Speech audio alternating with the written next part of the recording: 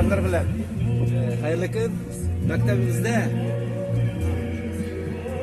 Yazuvchi Frontayin Ahmad Is'hoqqa bag'ishlangan adabiy muzey, qalamni qiro etib deb atalgan adabiy muzey ishlab keladi.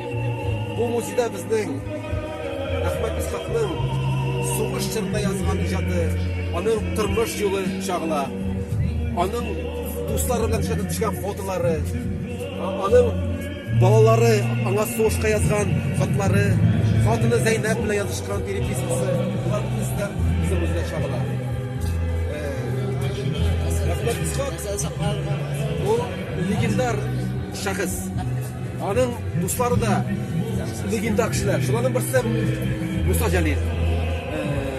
Ahmad Is'hoq Musa Jalilning do'sti bo'ladi. Musa bo'lgan ishcha yerda ona fotosi. Musa Jalil ham Ahmad Is'hoq Yoltada 1939-yilda fotoga tushdilar. Bu vaqtda hali shunday bir voqeada bo'lar. Ahmad Is'hoq Musa Jalilni o'limdan qutqarib qoladi. Musa Jalil so'g'ishda bata boshlagach, Ahmad Is'hoq uni suvdan chiqarib ham shunga bag'ishlab, Musa Jalil hali anga bag'ishlab she'rda yozadi. Mana shunday legendar shaxsning muzeyi bor bizning maktabda. Bizning muzeyga rahim etamiz.